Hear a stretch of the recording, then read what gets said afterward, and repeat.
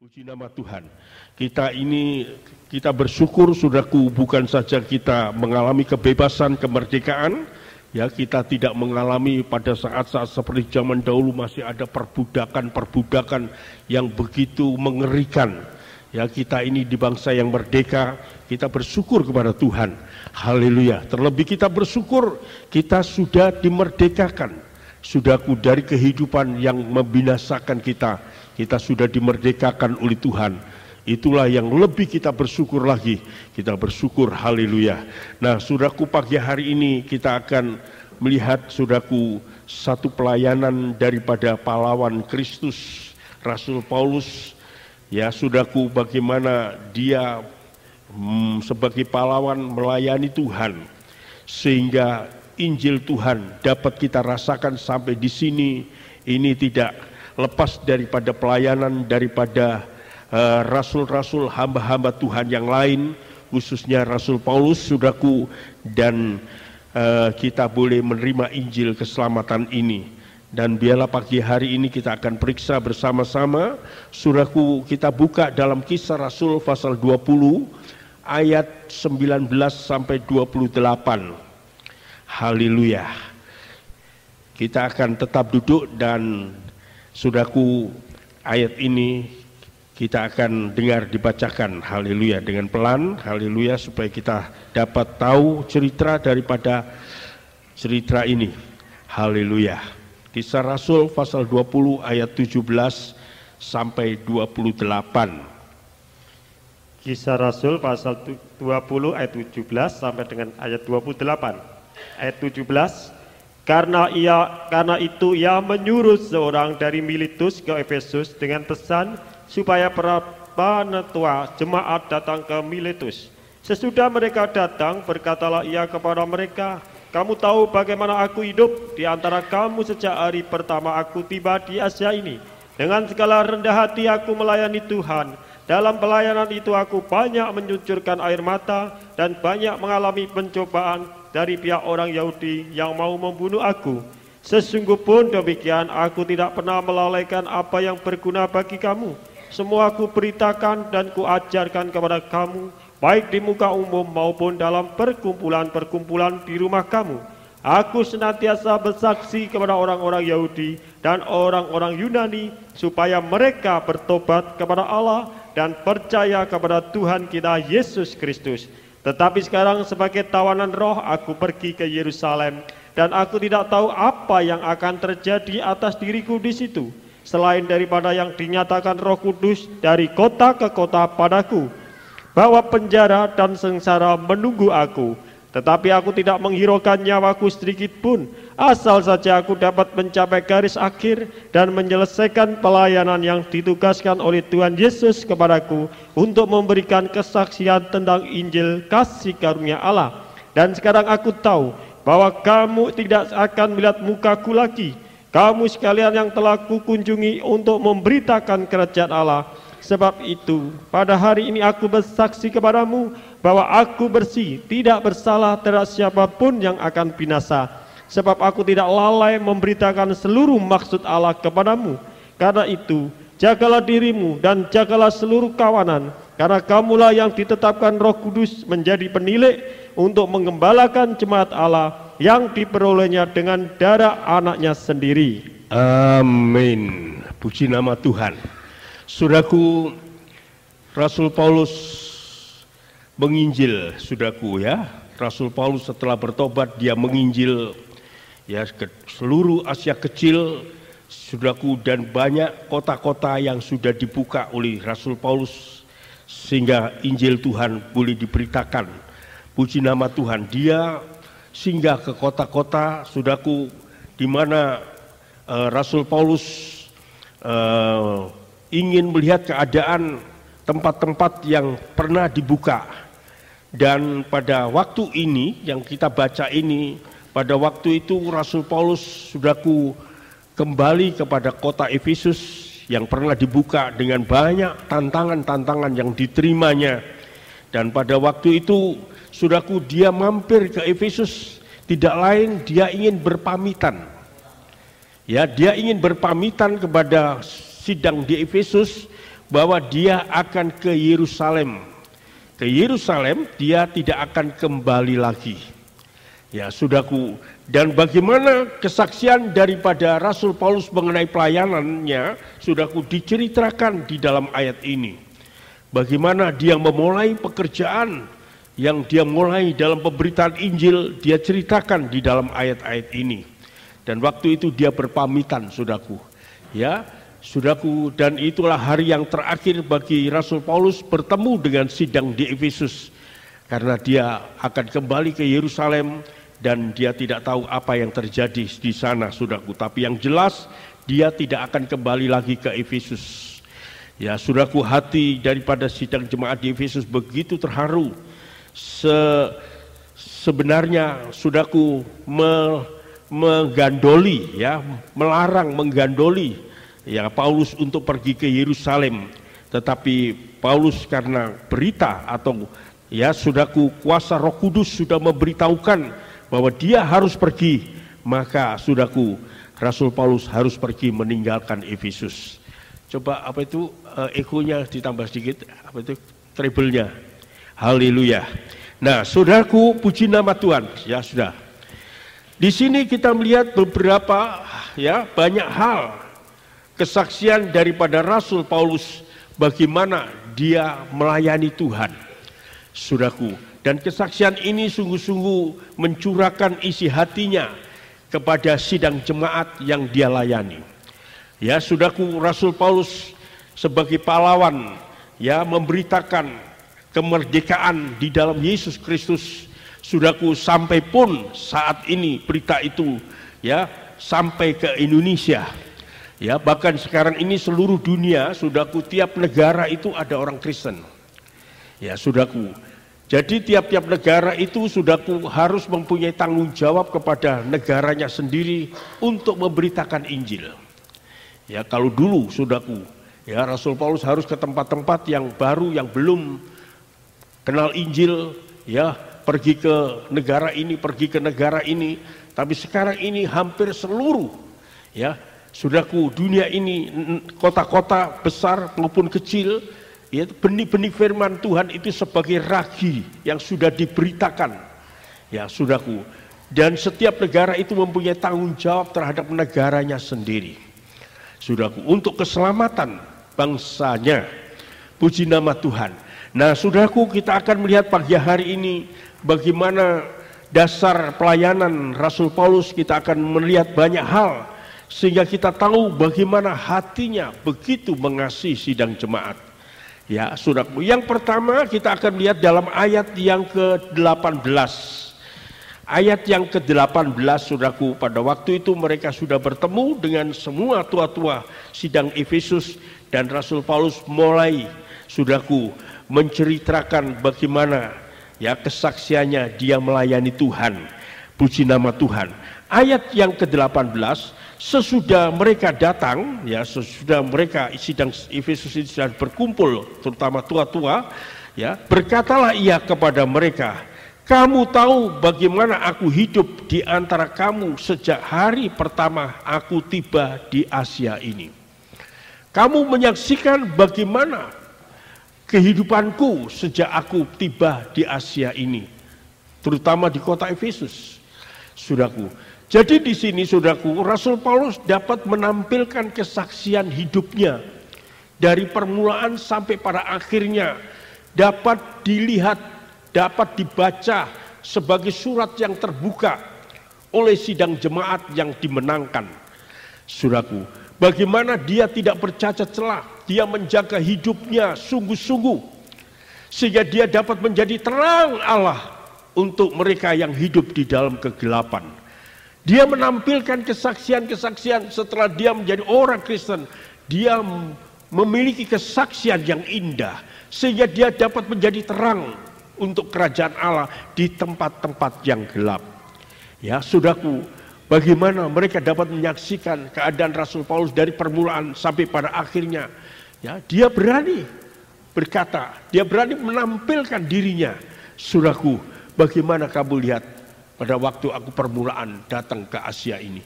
Saudaraku, ini menampilkan kehidupannya, tidak salah, saudaraku. menjadi terang. Sehingga Rasul Paulus dapat menjadi terang bagi orang yang di dalam gelap. Saudaraku, ini yang penting sekali buat kita sekalian. Sebagaimana orang Kristen yang sudah menjadi orang Kristen harus ada perubahan. Saudaraku, sehingga hidupnya dapat dilihat oleh orang lain. Dapat dilihat oleh masyarakat, boleh dilihat oleh keluarga, boleh dilihat oleh tetangga, boleh dilihat oleh teman gereja. Bahwa kesaksian kita adalah kesaksian yang baik. Ya, sehingga kita dapat menjadi terang bagi orang lain. Kalau kita tidak menjadi kesaksian yang baik, sudah hidup kita tidak menjadi terang, bagaimana kita dapat menerangi mereka yang di dalam gelap? Saudaraku, ya, sehingga mereka banyak tersandung pada orang Kristen karena orang Kristen tidak dapat menjadi kesaksian yang baik, tidak menjadi terang. Ya, saudaraku, ini penting sekali di dalam hidup saudara dan saya. Kalau Rasul Paulus menjaga hidupnya begitu rupa, dia berani menampilkan kesaksian hidupnya begitu rupa, sehingga dia dapat berhasil, ya, dia dapat menjadi pendorong, dia menjadi penasehat, saudaraku, kepada mereka yang di dalam kegelapan, sebab dia terang. Saudaraku, ini kehidupan terang harus dimiliki oleh sidang jemaat. Saudaraku, jangan sampai kita menjadi batu sandungan buat orang lain. Saudaraku, menjadi contohan buat orang lain. Sehingga orang lain tidak dapat maju dalam Tuhan karena tersandung oleh banyak orang Kristen. Sehingga kesaksian orang Kristen tidak berhasil, tidak menjadi terang. Saudaraku, karena apa? Karena tidak membawa hidupnya terang. Ya, saudaraku, Amsal Sulaiman pasal 22 ayat 1 katakan, saudaraku, nama yang baik itu terlebih daripada harta yang mulia. Nama yang baik, kesaksian yang baik, hidup yang baik, saudaraku, sehingga orang dapat melihat terang kita, sehingga kita dapat bersaksi tanpa ada ganjelan, tanpa ada sandungan, saudaraku, dengan bebas kita dapat menyaksikan karena kita memang sudah hidup dalam terang. Tapi sebaliknya kalau hidup kita belum menjadi terang, menjadi gelap, menjadi batu sandungan buat orang lain untuk datang pada Tuhan, menjadi batu sandungan, menjadi penghambat. Ya, saudaraku, puji nama Tuhan. Biarlah kita sebagai anak Tuhan, saudaraku, ya, biarlah kita dapat menjadi terangnya Tuhan. Hidup kita menjadi terang, sehingga orang lain dapat melihat, waduh, indah orang itu. Ada perubahan yang baik sekali. Ya, jangan lalu orang berkata, waduh, tiap minggu ke gereja, tapi hidupnya tidak karu-karuan, jahat sekali. Ya, menipu sana, menipu sini. Ya, orang tidak dapat menerima kesaksian, saudaraku. Karena apa? Karena hidup kita gelap. Puji nama Tuhan. Kita harus menjaga betul-betul bagaimana kita sudah diselamatkan oleh Tuhan. Ya, supaya kita betul-betul menjaga hidup kita. Ya, sehingga saudara dan saya dapat dipakai oleh Tuhan menjadi terang. Puji nama Tuhan. Coba kita baca Amsal 22 ayat 1. Ini penting sekali, saudaraku, yang seringkali kita lupakan. Amsal 22 ayat yang pertama. Amsal pasal 22 ayat yang pertama. Nama baik lebih berharga daripada kekayaan besar, dikasih orang lebih baik daripada perak dan emas. Nah, saudaraku, nama baik lebih berharga daripada kekayaan besar. Nama harus kita jaga. Ini lebih berharga. Ya, saudaraku, Rasul Paulus menjaga namanya. Saudaraku, sehingga sungguh-sungguh dia menjadi berharga di mata orang lain. Saudaraku, nama itu baik sekali, sangat berharga. Kalau namanya sudah jatuh, saudaraku, ya, orang tidak percaya, biarpun mungkin orang itu kaya sekalipun orang tidak menghargai. Ya, saudaraku, kalau nama ini kita jaga, kita ya pelihara, ya saudaraku, sehingga nama Tuhan dapat kita memuliakan, kita dapat menjadi saksi buat orang lain. Ya, sebab itu saudaraku, saudara dikelilingi oleh serigala-serigala yang begitu buas di sekeliling saudara. Saudara seperti domba-domba. Ya, saudaraku, marilah kita jaga kehidupan saudara, kehidupan kita sekalian. Di tengah-tengah masyarakat yang gelap ini, supaya nama Tuhan dipermuliakan. Waduh, orang Kristen, ya, baik sekali. Ya, saudaraku, orang Kristen baik sekali. Ya, saudaraku, Tapi sebaliknya, kalau nama kita tidak jaga, aduh, orang menjadi batu sandungan buat kita, saudaraku. Ya, mereka tersandung karena kita, saudaraku. Itulah sebabnya Rasul Paulus dapat menampilkan bagaimana kamu lihat waktu aku pertama sampai akhir ini. Ya, Rasul Paulus menjaga, saudaraku, menjaga hidupnya supaya dapat menjadi kesaksian yang baik buat orang lain. Ya, saudaraku, puji nama Tuhan. Sidang jemaat, saudaraku, ya, kita lihat, ya, kalau dahulu saya menjadi hamba Tuhan, sebagai jemaat, saya selalu melihat hamba Tuhan, buah-buah dari hamba Tuhan itu. Saudara, kalau buah-buahnya hamba Tuhan itu baik, pasti akan melahirkan yang baik. Ya, saudaraku. Kalau orang Israel dipimpin oleh Raja Saul, sekalipun orang Israel banyak, mereka mengalami kekalahan-kekalahan. Ya, tapi kalau mereka dipimpin oleh Daud, sekalipun sedikit, mereka mengalami kemenangan-kemenangan. Saudaraku, ya, haleluya. Hamba Tuhan ini, saudaraku, ya, saya ini sebagai hamba Tuhan memelihara, ya, sebagaimana supaya sungguh-sungguh menjadi kesaksian buat saudara. Haleluya. Bagaimana buah-buah saya, anak-anak saya, saya jaga bagaimana boleh menjadi kesaksian buat sidang jemaat. Haleluya. Tapi kita lihat ada banyak hamba Tuhan, anaknya narkoba, anaknya hidup tidak karu-karuan, saudaraku. Ya, akhirnya bagaimana? Akhirnya menjadi batu sandungan buat jemaat. Ya, saudaraku, ya, sebagai hamba Tuhan itu betapa beratnya. Sebagai saudara, sebagai orang Kristen, betapa beratnya. Dilihat, ya, seperti ikan di akuarium dapat dilihat, ya, gerak-gerik saudara, gerak-gerik saya dapat kita dilihat dengan nyata. Sebab itu kita harus hati-hati supaya nama Tuhan dipermuliakan, supaya nama Tuhan selalu dipermuliakan, saudaraku. Puji nama Tuhan. Haleluya. Ini yang pertama dalam ayat yang ke-18, bagaimana Rasul Paulus dapat menampilkan sebagai seorang hamba Tuhan. Haleluya. Dia berani, ya, dia berani menawarkan untuk menyaksikan dirinya sebagai hamba Tuhan. Haleluya. Sekarang ayat yang ke-19 dibaca, ayat 19. Ayat 19 di dalam Kisah Rasul pasal 20. Dengan segala rendah hati aku melayani Tuhan. Dalam pelayanan itu aku banyak mencucurkan air mata dan banyak mengalami pencobaan dari pihak orang Yahudi yang mau membunuh aku. Nah, saudaraku, dalam pelayanan dengan segala rendah hati aku melayani Tuhan. Ya, dengan kerendahan hati aku selalu melayani Tuhan. Saudaraku, dengan kerendahan hati aku melayani Tuhan. Saudaraku, tidak ada kesombongan pada Rasul Paulus karena dia merasa siapa saya ini dapat dipakai oleh Tuhan. Tuhan itu siapa? Hatinya selalu dijaga dalam kerendahan hati. Tidak ada kesombongan sekalipun dia dipakai luar biasa. Tapi aku dengan kerendahan hati melayani Tuhan. Karena dia tahu ini siapa dia. Siapa Tuhan yang mau memakai dirinya. Kalau dia dapat melayani Tuhan, itu satu kehormatan yang luar biasa bagi Rasul Paulus. Sebab itu dia merasa tidak layak. Dia selalu merendahkan diri. Saudaraku, dia rasa tidak layak. Kalau dia dipakai oleh Tuhan luar biasa sekalipun, dia merasa tidak layak. Dengan kerendahan hati aku melayani Tuhan. Ini jiwa yang luar biasa, saudaraku. Tuhan pakai Rasul Paulus luar biasa, tapi hatinya penuh dengan kerendahan.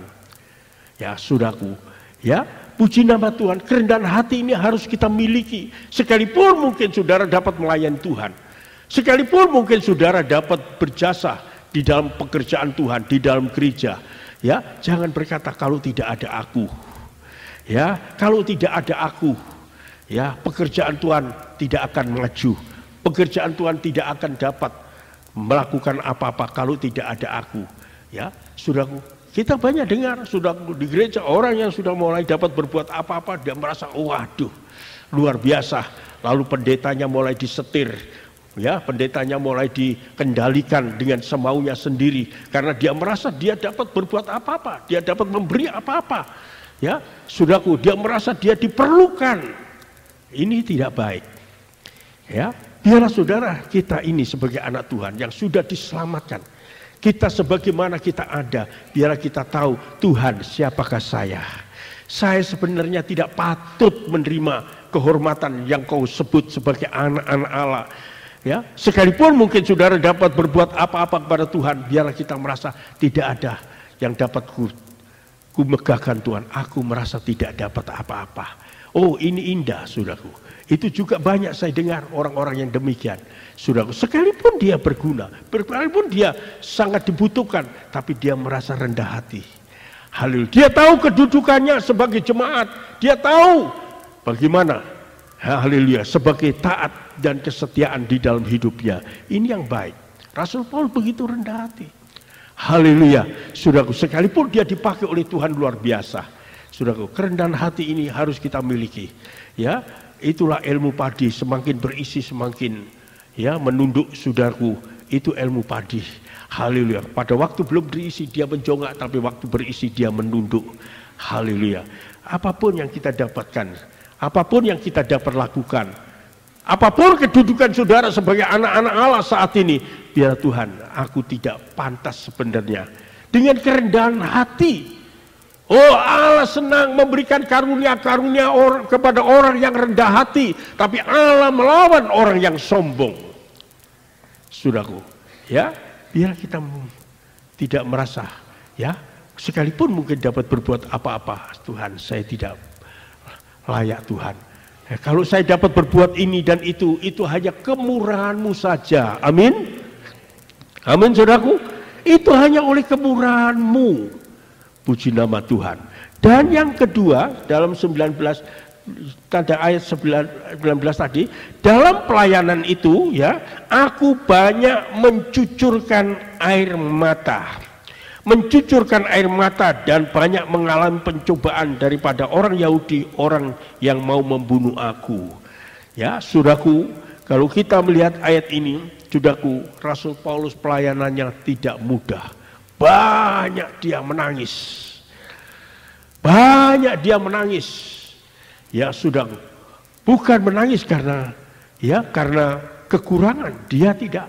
Memang menangis karena banyak pencobaan, tapi dia tidak pernah mundur. Ya, sudah, dia menangisi jemaat. Hatinya begitu mengasihi. Ya, dia menangisi banyak macam pencobaan yang dialami. Di dalam ayat ini katakan banyak mengalami pencobaan, air mata. Saudara, inilah Injil sampai pada saat ini. Saudara tahu, mereka yang memberitakan Injil penuh dengan sengsara penderitaan. Air mata dicucurkan setiap hari karena Injil. Kalau tidak, Injil ini tidak akan sampai di sini, tidak akan sampai kepada saudara. Dan saudara harus betul-betul menghargai Injil ini. Bahwa Injil yang saudara terima ini hasil dari pahlawan-pahlawan mereka yang sudah mencucurkan air mata, mereka yang sudah berjuang mati-matian untuk memberitakan Injil. Saudaraku, puji nama Tuhan. Dan saudara lihat apa penderitaan Rasul Paulus, antara lain ditulis di dalam 2 Korintus. Saudaraku, kita baca 2 Korintus pasal 11. Ya, 2 Korintus pasal yang ke-11 ayat yang ke-22 sampai 27. Saudara lihat daftar antara lain sedikit dikutip oleh Rasul Paulus di dalam sengsaranya, sehingga dia berkata, aku dengan air mata mencucurkan, ya, karena banyak pencobaan yang dia alami demi Injil Tuhan. 2 Korintus pasal 11 ayat 23 sampai 27, kita baca. Ayat 23, apakah mereka pelayan Kristus? Aku berkata seperti orang gila. Aku lebih lagi, aku lebih banyak berjerih lelah, lebih sering di dalam penjara, didera di luar batas, kerap kali dalam bahaya maut. 5 kali aku disesak orang Yahudi, setiap kali 40 kurang 1 pukulan. 3 kali aku didera, 1 kali aku dilempari dengan batu, 3 kali mengalami karam kapal. Sehari semalaman aku terkantung-kantung di tengah laut. Dalam perjalananku aku sering diancam bahaya banjir dan bahaya penyamun, bahaya dari pihak orang-orang Yahudi dan dari pihak orang-orang bukan Yahudi, bahaya di kota, bahaya di padang gurun, bahaya di tengah laut, dan bahaya dari pihak saudara-saudara palsu. Aku banyak berjerih lelah dan bekerja berat, kerap kali aku tidak tidur, aku lapar dan dahaga, kerap kali aku berpuasa, kedinginan dan tanpa pakaian. Nah, luar biasa. Bagaimana? Karena mengasihi Tuhan, karena mengasihi jiwa-jiwa, saudaraku, dia harus menghadapi peperangan-peperangan yang begitu berat. Jadi saudara jangan pikir kalau saudara mengalami peperangan kesulitan itu, waduh saya berat. Saudara lihat pahlawan-pahlawan Injil zaman dahulu, saudaraku, dia luar biasa. 5 kali dia dicambuk. Ya, setiap cambukan itu 39 kali cambukan. Berapa kali dia dilempari batu, saudaraku, dia kerem kapal, dia di penjara. Ya, dia telanjang, tidak ada makanan, dia berpuasa demi Injil untuk keselamatan bangsa-bangsa, untuk keselamatan orang yang belum mengenal Tuhan. Saudara, jadi kalau kita sedikit ikut Tuhan sekarang mengalami kesulitan sedikit tidak apa-apa sebenarnya. Kalau kita dibandingkan dengan orang-orang yang terdahulu, kita ini belum apa-apa. Tapi seringkali kita sudah menggerutu, kita sudah ngomel. Ya, waduh, kok harus mengalami gini Tuhan? Kalau kita lihat penderitaan daripada orang-orang yang terdahulu untuk menggambarkan Injil keselamatan buat saudara dan saya, mereka luar biasa. Sengsara yang dialami tidak mudah, tidak ringan, benar-benar berat. Air mata dicucurkan demi mengasihi saudara dan mengasihi saya. Saudaraku, haleluya, biarlah ini menjadi dorongan buat saudara dan saya. Kita mengasihi mereka yang belum kenal Tuhan. Haleluya. Ya, kalau dalam pengiringan kita ada masalah sedikit, ada kesulitan sedikit, ada penderitaan sedikit, itu tidak apa-apa, belum apa-apa. Ya, saudaraku, biarlah kita mengucap syukur kepada Tuhan. Tuhan, aku tidak seperti mereka yang terdahulu. Mereka sengsaranya begitu rupa. Ya, saudaraku, kita ini tinggal enaknya. Kita ini bersyukur kepada Tuhan. Kita ini hanya dituntut kesetiaan kita kepada Tuhan. Seringkali kita tidak setia. Saudaraku, seringkali kita anggap rohani ini samben saja. Samben, tahu? Samben itu kalau ada kesempatan, ya, kalau tidak ada kesempatan, yang tidak. Ya, seringkali rohani kita anggap samben. Padahal itu dibayar oleh Yesus Kristus yang pertama. Jelas kita sudah tahu bagaimana kematian Yesus sampai kepada hamba-hambanya mengalami penderitaan yang begitu rupa untuk keselamatan saudara dan keselamatan saya. Ya, saudaraku, haleluya. Untuk itu biarlah kita bersyukur kepada Tuhan. Kalau kita masih hidup pada saat ini, kalau pada zaman dulu saudaraku mungkin ya tidak ada pesawat, ya tidak ada mobil. Ya, mereka naik kapal, tidak ada kapal api, begitu berat, saudaraku. Ya, tetapi mereka dengan sukacita, Tuhan menguatkan mereka sehingga Injil sampai pada saat ini saudara terima. Ya, kita boleh menerima ini, kita bersyukur. Ya, pertama kita bersyukur kepada Tuhan Yesus Kristus yang sudah mati buat saudara dan saya. Dia pahlawan yang sudah memerdekakan saudara dan saya. Haleluya. Saudara belum lahir pada tahun 45 mungkin. Ada yang sudah lahir. Ya, saya 45 sudah umur 3, saudaraku. Ya, 49 kelas yang kedua sudah umur 7. Ya, saudaraku sudah tahu bagaimana melindung. Saudaraku bagaimana kepelindungan. Saudaraku begitu Jepang datang, saudaraku. Ya, begitu berat. Ya, saudaraku, kematian di mana-mana. Dan kita sekarang boleh menikmati merdeka. Kita bersyukur, terima kasih kepada Tuhan. Haleluya. Terlebih kemerdekaan, keselamatan saudara dan saya. Saudara adalah orang yang paling berbahagia. Amin. Orang selamat. Sebab itu kita tidak lupa akan pahlawan Yesus Kristus yang sudah mati buat saudara. Kita tidak lupa kepada pahlawan-pahlawan yang lain, hamba-hamba Tuhan yang lain yang terdahulu, yang sudah memberitakan keselamatan buat kita sekalian. Kalau toh kita harus melewati sedikit kesulitan, jangan kita bersungut-sungut, jangan kita, ya, saudaraku, lalu kita ngomel sana sini. Biarlah kita mau pandang bagaimana salib Kristus, bagaimana penderitaan hamba-hamba Tuhan yang lain. Haleluya, kita masih bersyukur. Ya, saudaraku, bersyukur sekali. Ya, kalau saya ngomong sama cucu-cucu saya ceritakan, wah kamu tidak seperti dulu upah begini, ya naik bis saja tidak ada AC, ya AC berobos begitu rupa, waduh naik, wah itu kan zaman dulu Pak. Ya enaknya saja ngomong, itu kan zaman dulu, ya. Ya dulu enggak pakai sepeda motor, naik sepeda saja kemana-mana, itu kan zaman dulu. Ya jadi mereka itu pikir itu zaman dulu ya, begitu dulu ya mengalami begitu, sekarang ya harus mengalami yang enak. Ya pikir gitulah, maksud kita menceritakan itu supaya kamu itu merasa bersyukur kalau saat ini ya kamu dapat senang, ya kamu dapat menikmati keadaan senang, kamu harus bersyukur sama Tuhan. Jangan jawab itu kan dulu Pak. Ya zaman dulu katanya saudaraku. Ya saudara lu jawabnya apa? Ya itu kan zaman dulu. Nggak bisa sekarang disamakan seperti dahulu. Nah ini orangnya, anak-anak ini pikirannya sudah maju, sudah terlalu maju saudaraku. Ya sehingga diceritani hal-hal berat itu dia tidak mudeng saudaraku. Pokoknya sekarang enak. Ya kita enak sekarang, kita harus ingat zaman dahulu. Sengsaranya dahulu hamba-hamba Tuhan. Sengsaranya Kristus buat saudara dan saya. Kalau kita selalu ingat itu, kita selalu dapat bersuka sekarang hidup pada saat ini, saudaraku. Puji nama Tuhan. Haleluya. Banyak air mata dicucurkan. Puji nama Tuhan. Yang ketiga, saudaraku, ayat 21 dibaca. Ayat 21. Ayat yang 21 di dalam Kisah Rasul pasal 20. Aku senantiasa bersaksi kepada orang-orang Yahudi dan orang-orang Yunani supaya mereka bertobat kepada Allah dan percaya kepada Tuhan kita. 20 ya, 20. Sungguh pun demikian aku tidak pernah melalaikan apa yang berguna bagi kamu. Semua ku beritakan dan ku ajarkan kepada kamu, baik di muka umum maupun di dalam perkumpulan-perkumpulan di rumah kamu. Nah, saudaraku, melainkan apa yang berguna bagimu aku tidak melalaikan. Ya, sungguh pun demikian aku tidak pernah melalaikan apa yang berguna bagi kamu.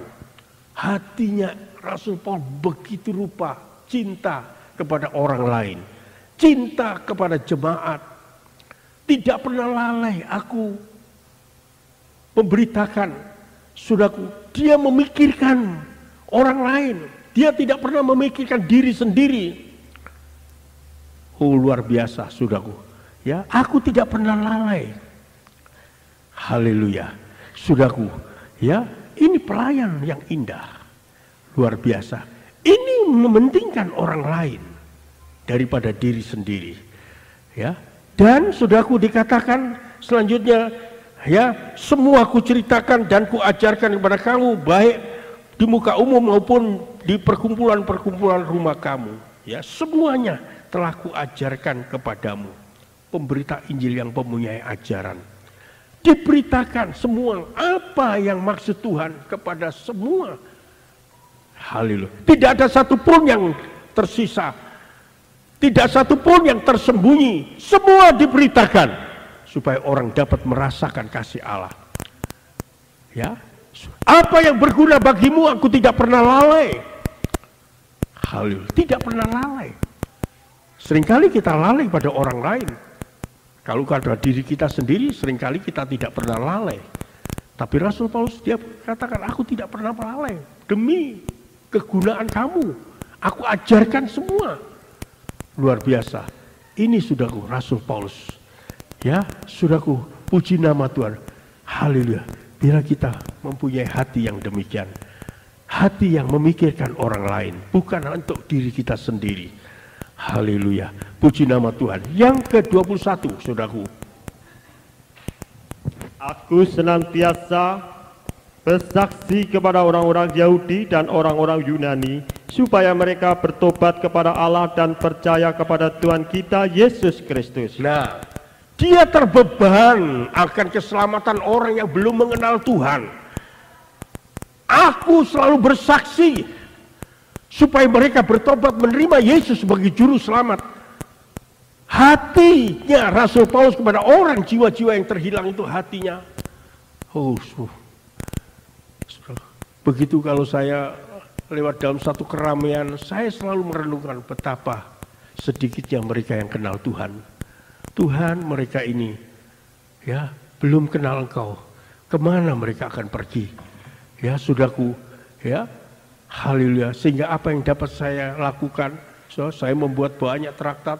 Kemarin saya terima ya dari Klaten, saudaraku minta kiriman, ya saudaraku, ya apa yang dapat saya kerjakan untuk mereka-mereka yang belum kenal Tuhan.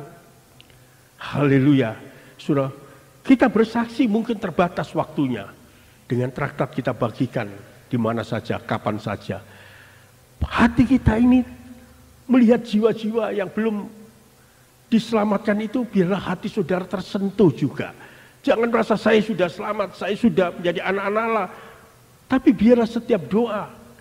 Kadang-kadang Jumat saya ajak saudara merenungkan sedikit kepada jiwa-jiwa yang belum kenal Tuhan. Mari kita tangisi mereka. Haleluya. Kita kasih mereka. Oh haleluya. Seperti Tuhan mengasihi saudara, kita pun mengasihi mereka. Haleluya. Ya, hati kita penuh beban terhadap mereka-mereka yang belum mengenal Tuhan. Haleluya. Ya, saudaraku, supaya kita dapat menyelamatkan mereka, supaya mereka dapat bertobat. Jangan kita merasa senang saja, ya pokoknya saya sudah orang Kristen, saya sudah masuk surga, biar mereka. Ya. Tapi kita sedikit tidak mempunyai beban untuk memberitakan Yesus kepada mereka. Haleluya. Ya, supaya mereka dapat diselamatkan, saudaraku. Memang saya akui banyak kendala, banyak kesulitan. Tapi saya yakin Tuhan akan menguatkan saudara, menguatkan saya. Amin, saudaraku. Puji nama Tuhan. Kalau tidak, saudaraku, ya, kalau kita tidak beban pada jiwa-jiwa yang terhilang, ya, saudaraku, yang tua mungkin dipanggil Tuhan. Ya, tek, anak ayam 10, mati 1, tinggal 9. Tek, anak 9, mati 1, tinggal 8. Lalu tek, tinggal 8, mati 1, tinggal 7. Ya, saudaraku, ya. Kita harus memikirkan beban-beban. Jangan akhirnya habis sama sekali. Ya, sedikit banyak kita berdoa, menangisi mereka. Oh Tuhan, Tuhan. Haleluya. Ya. Memang penderitaan yang dialami Rasul Paulus kita ngeri, saudaraku. Kita mungkin tidak berani sampai ke situ, saudara. Tapi sedikit banyak kita mempunyai tanggungan, beban kepada mereka. Yang mereka belum diselamatkan, belum dimerdekakan. Saudara dan saya sebagai pahlawan-pahlawan yang sudah dipanggil oleh Tuhan menjadi terang Allah untuk keselamatan bangsa dan negara. Amin, saudaraku. Amin. Haleluya. Kita berusaha. Ya, kalau kita sudah kabarkan Injil, nanti Injil Tuhan itu biar tumbuh sendiri. Kita tidak paksa mereka datang ke gereja. Ceritakan bahwa Yesus, ya, itu yang penyelamat kita dari neraka. Allah telah memberikan keselamatan dalam Yesus Kristus untuk menyelamatkan manusia dari neraka. Percaya kepada Dia, kita akan selamat. Ya, saudaraku. Haleluya. Kesaksian kita singkat. Ya, Allah telah memberikan juru selamat kepada manusia supaya selamat dari hukuman neraka. Dan siapa yang percaya kepada juru selamat itu, dia selamat. Haleluya. Ya, saudaraku, kata-kata yang singkat itu, saya ingin membuatkan kata-kata yang singkat itu merupakan traktat yang singkat untuk diberitakan kepada mereka supaya tahu siapa itu Yesus. Puji nama Tuhan. Nah, saudaraku, ayat yang ke-20 Roma pasal 9 ayat 1-2, coba kita lihat bagaimana beban Rasul Paulus terutama kepada bangsanya sendiri. Dia betul-betul terbeban. Roma pasal 9 ayat 1 dan 2. Roma pasal 9 ayat pertama dan kedua. Aku mengatakan kebenaran dalam Kristus, aku tidak berdusta. Suara hatiku turut bersaksi dalam Roh Kudus bahwa aku sangat berduka cita dan selalu bersedih hati. Nah, saudaraku, teruskan 3. Bahkan aku mau terkutuk dan terpisah dari Kristus demi saudara-saudaraku, kaum sebangsaku secara jasmani. Nah, karena bebannya begitu berat, sampai dia berkata sama Tuhan, Tuhan, aku mau terpisah daripadamu. Nama aku tercoret, kata Musa. dari buku kehidupan. Asal mereka diselamatkan Tuhan. Aku rela terpisah daripadamu. Aku rela namaku dicoret dari buku kehidupan. Asal mereka diselamatkan. Beban yang begitu berat kepada jiwa-jiwa saudara. Saudara sekarang ditaruh di tengah-tengah dunia. Di tengah-tengah yang kegelapan, saudara harus menjadi terang. Beban kita kepada jiwa-jiwa yang lain itu begitu berat. Ya, kita berdoa, saudaraku, mengucap syukur itu baik. Doa syafaat untuk bangsa-bangsa, terutama mereka yang belum kenal Tuhan. Kita tangisi mereka. Beban kita merasa berat Tuhan, kalau mereka belum selamat. Haleluya. Saudaraku, beban Rasul Paulus begitu berat. Namaku rela dicoret sekalipun. Aku terpisah daripada Kristus. Asal saudara-saudaraku diselamatkan. Oh saudaraku, ini orang yang sudah mengerti harga keselamatan itu bagaimana besarnya. Sehingga dia dapat memikirkan orang lain yang belum selamat itu bagaimana celakanya. Orang Kristen yang sudah merasa dirinya selamat, dia tahu harga besarnya keselamatan, dia akan tahu juga bagaimana mereka yang belum diselamatkan. Seperti saudara dan saya belum diselamatkan dahulu. Haleluya. Saudaraku, mari kita gerakkan mereka. Haleluya.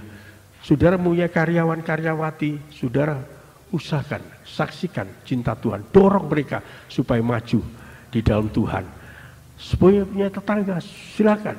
Jangan sampai saudara Tuhan Yesus datang nanti saudara tanya, loh tetanggamu kamu pernah ceritakan? Tidak pernah Tuhan. Tetangga dempet tidak pernah. Ya, salah saudara.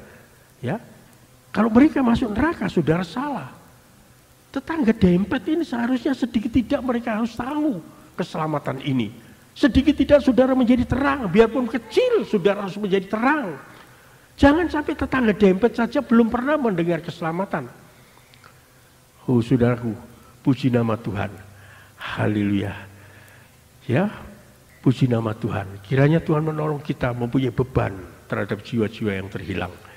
Ya, saudaraku, selanjutnya ayat yang ke-22 sampai 24. Ayat 22 sampai 24. Sampai dengan 24. Tetapi sekarang sebagai tawanan roh aku pergi ke Yerusalem, dan aku tidak tahu apa yang akan terjadi atas diriku di situ, selain daripada yang dinyatakan Roh Kudus dari kota ke kota kepadaku, bahwa penjara dan sengsara menunggu aku.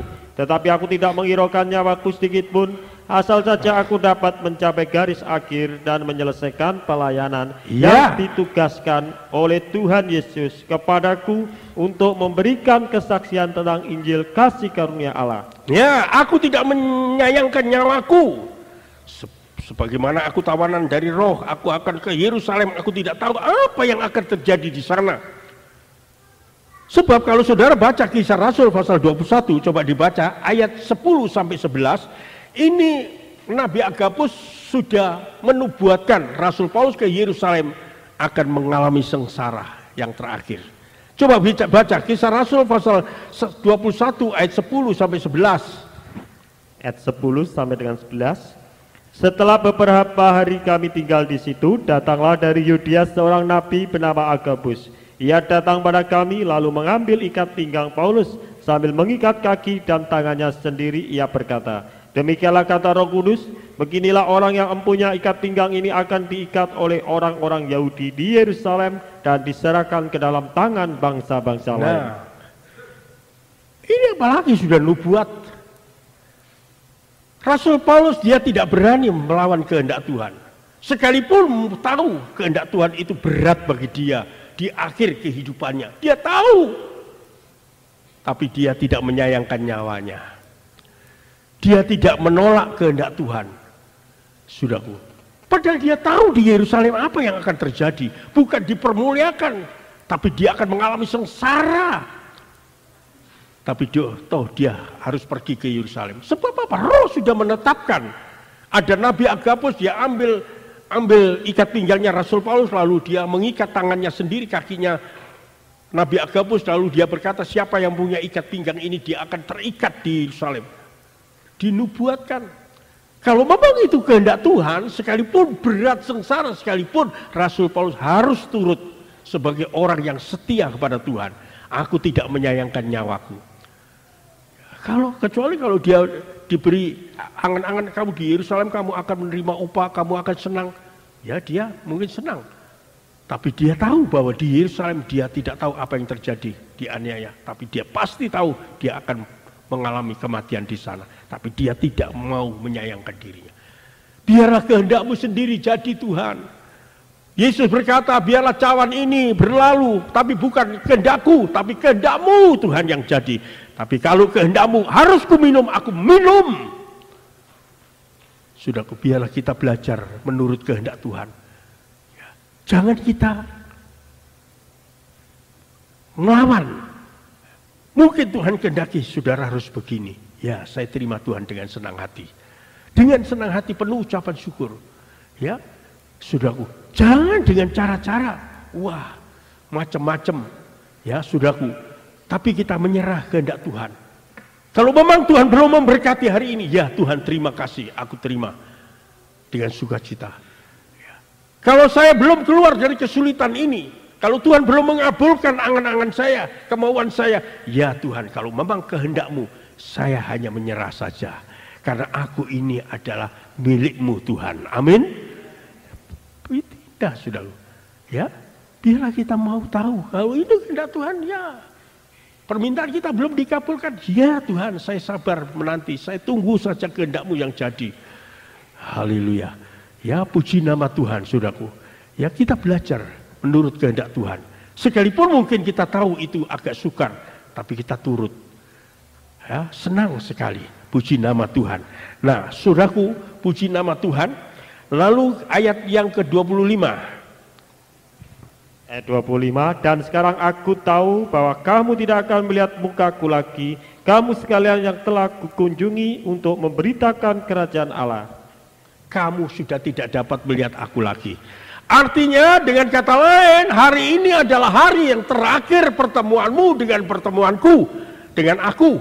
Kamu tidak akan melihat aku lagi. Rasul Paulus tahu bahwa ajalnya sudah dekat. Semua itu diberitahukan oleh Tuhan bagaimana saat dia harus menderita, mati. Dia sampaikan pada sidang Efesus, kamu sudah tidak akan melihat aku lagi. Ini adalah hari yang terakhir aku ke Yerusalem dan aku akan tidak kembali lagi. Coba kita baca 2 Timotius pasal 4 ayat 6, 2 Timotius pasal 4 ayat 6, saudaraku dibacakan, ya. 2 Timotius pasal 4 ayat yang ke-6. Ya. Ayat yang ke-6, mengenai diriku darahku sudah mulai dicurahkan sebagai persembahan dan saat kematianku sudah dekat. Coba diulangi. Mengenai diriku darahku sudah mulai dicurahkan dan sebagai persembahan dan saat kematianku sudah dekat. Nah, indah sekali.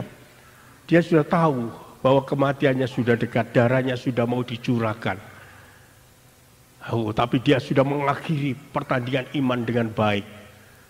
Bagi saudara dan saya, kita semua di hadapan, di muka kita, ya, kematian itu menunggu saudara dan menunggu saya. Tidak ada orang yang dapat bebas dari kematian. Tapi saat-saat kita belum kematian ini, apa yang kita lakukan untuk Tuhan? Sehingga pada saat kematian itu, haleluya, kita tidak mempunyai beban lagi. Kita dengan senang hati menghadap Tuhan. Haleluya. Ya, saudaraku, puji nama Tuhan. Berapa lama saudara harus menghadapi kematian? Pasti menghadapi kematian. Ada yang cepat, ada yang lama. Tapi mari sebelumnya kita harus menyenangkan hati Tuhan. Supaya pada saat darah kita dipersembahkan, kita tidak ada beban lagi. Tuhan dengan senang hati bertemu dengan Tuhan. Rasul Paulus, saudaraku, dia merasa senang. Sekalipun dia beban, darahnya akan ditumpahkan, dia sudah tidak ada beban lagi, dia sudah mengakhiri pertandingan sampai pada akhirnya pertandingan iman sampai dia menang. Puji nama Tuhan. Yang terakhir, saudaraku, ayat 26. Ayat 26. Sebab itu pada hari ini aku bersaksi kepadamu bahwa aku bersih, tidak bersalah terhadap siapapun yang akan binasa. Nah, sekarang aku dapat bersaksi. Kamu dapat melihat, ya, pada saat yang pertama tadi, aku bersaksi, aku bersih.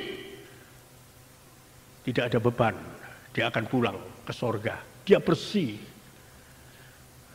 Bagi orang Kristen yang sudah bersih, dia pulang dengan senang hati. Tapi bagi Kristen yang belum bersih, dia ada beban menghadap Tuhan. Haleluya. Karena di dalam Tuhan ada pengadilan, saudaraku. Ya, biarlah sebelum kita dipanggil oleh Tuhan, kita boleh bersih. Baik dalam keadaan keuangan kita bersih di hadapan Tuhan. Baik dalam kekudusan kita bersih di hadapan Tuhan. Baik dalam perbuatan kita bersih di hadapan Tuhan. Kalau saat Tuhan panggil saya, oh saya dalam keadaan bersih Tuhan. Haleluya. Sehingga kematian, Rasul Paulus katakan, itu kebahagiaan bagiku. Sebab dia tahu bebannya sudah tidak ada lagi. Dia tinggal menerima pahala mahkota yang disediakan oleh Allah. Marilah saudaraku, semua kita harus menghadapi kematian. Saat yang singkat ini jangan kita jadikan rohani ini samben. Samben, jangan jadikan rohani ini samben. Jadikan perkara rohani ini yang terutama daripada yang terutama. Karena ini menyangkut kehidupan saudara kekal nanti. Ya, sayang. Kalau Tuhan sediakan waktu ini lalu kita buat samben saja. Ya, tidak kita hargai. Saudaraku, sayang. Kita mempunyai beban yang berat di hadapan Tuhan pada waktu kematian itu. Ya, pada saat-saat sekarang, waktu ada, marilah. Ya, kita akan lakukan untuk menyenangkan Tuhan. Kita bersih. Haleluya. Oh, Tuhan senang sekali. Ya, kita senang menghadap Tuhan. Haleluya. Jangan pada waktu itu kita masih banyak beban. Kita masih belum bersih. Kita masih belum selesaikan. Ya, kita di hadapan Tuhan pada waktu hidup kita menghadap Tuhan, sungguh ketakutan itulah yang menyelimuti orang yang demikian. Tapi bagi kita, biarlah firman Tuhan selalu diutarakan untuk membersihkan, mengampuni kita, sehingga kita semakin, ya, kita masih ada kesempatan, kita membersihkan diri, supaya pada waktu kita menghadap Tuhan, kita boleh merasa kelegaan. Amin, saudaraku. Oh Tuhan, terima kasih. Ya, kalau saudara dipanggil polisi, saudara tidak ada urusan apa-apa, saudara tidak punya beban, saudara berani saja menghadap polisi. Tapi kalau saudara ada beban, ada kesalahan, saudara dipanggil polisi, saudara deg-deg takut. Apa yang harus saya jawab nanti? Tapi kalau saudara tidak ada beban apa-apa, tidak ada urusan apa-apa, dipanggil 10 kali ke polisi, ya datang saja. Ada apa, Pak? Tidak ada beban. Begitu juga kita menghadap Tuhan. Kalau kita ada beban, pasti kita tidak ada sejahtera menghadap Tuhan. Seharusnya pahala kemuliaan kita terima. Tapi saat itu hati kita ada beban. Sebab itu saat kita hidup inilah kesempatan. Saudaraku, marilah kita mau sungguh-sungguh di dalam Tuhan. Amin. Amin. Sebagai ayat penutup 2 Timotius pasal 4 ayat 7 sampai 8. 2 Timotius pasal 4 ayat 7 sampai 8. Ayat 7 dan 8. Aku telah mengakhiri pertandingan yang baik, aku telah mencapai garis akhir dan aku telah memelihara iman. Sekarang telah tersedia bagiku mahkota kebenaran yang akan dikaruniakan kepadaku oleh Tuhan Hakim yang adil pada harinya. Tetapi bukan hanya kepadaku, melainkan juga kepada semua orang yang merindukan kedatangannya. Amin. Saudara merindukan kedatangan Tuhan? Saudara merindukan kedatangan Tuhan? Saya yakin kalau saudara yang tidak punya beban, saudara rindu kedatangan Tuhan seperti terang. Tapi Amos katakan, mereka merindukan kedatangan Tuhan, tapi kedatangan Tuhan itu seperti gelap. Karena mereka banyak beban, belum diselesaikan. Kita merindukan kedatangan Tuhan. Oh Tuhan, kapan Kau datang? Dan tidak lama lagi, sudah keadaan dunia semakin hari semakin mendekati, kedatangan Tuhan semakin dekat. Itulah sebabnya kesempatan yang Tuhan berikan pada kita.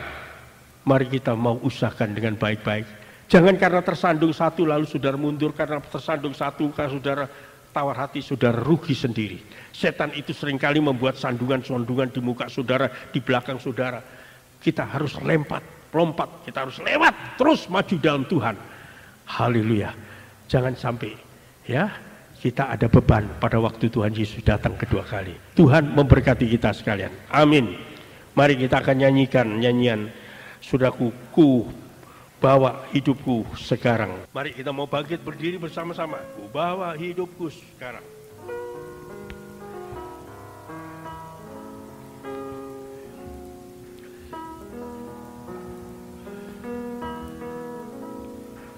Ku bawa hidupku sekarang ke tempat kudus-Mu Tuhan, di mezbah-Mu ku serahkan seluruh hidupku. Penuhi hatiku sekarang dengan urapan yang baru, agar aku lebih lagi mendengar suara-Mu.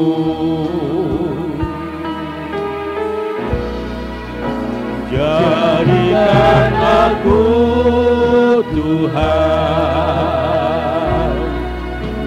rumah doa-Mu, agar semua suku bangsa datang menyembah-Mu. Jadikan aku Tuhan rumah doa-Mu, agar semua suku bangsa datang menyembah-Mu. Ku bawa hidupku sekarang, haleluya. Bawa hidup saudara di mezbah Tuhan. Inilah aku Tuhan. Ke tempat kudus-Mu ya Tuhan. Haleluya, haleluya, haleluya. Di mezbah-Mu ku serahkan seluruh hidupku. Penuhi hatiku Tuhan. Penuhi hatiku sekarang dengan urapan yang baru, agar aku lebih lagi mendengar suara-Mu.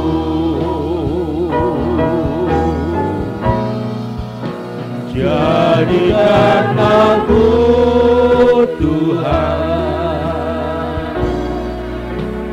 rumah doa-Mu, agar semua suku bangsa datang menyembah-Mu. Haleluya, haleluya. Jadikan aku Tuhan, haleluya, rumah doa-Ku, agar semua suku bangsa datang menyembah-Mu. Agar semua suku bangsa, agar semua suku bangsa datang menyembah-Mu. Kita sembah Dia, haleluya. sembah Dia, haleluya. Semua Oh, suku haleluya. bangsa datang menjemput. Serahkan hidupmu di mezbah Tuhan. Serahkan hidupmu di mezbah Tuhan sebagai rumah doa, haleluya. Oh, haleluya. Jamah hati anak-Mu Tuhan. Jamah hati anak-Mu Tuhan. Jamah hati anak-Mu Tuhan.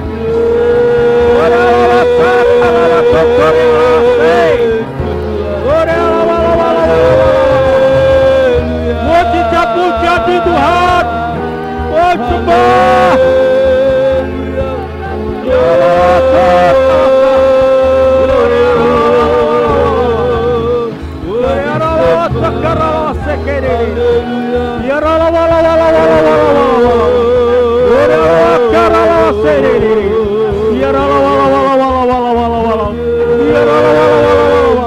Oh, haleluya Tuhan.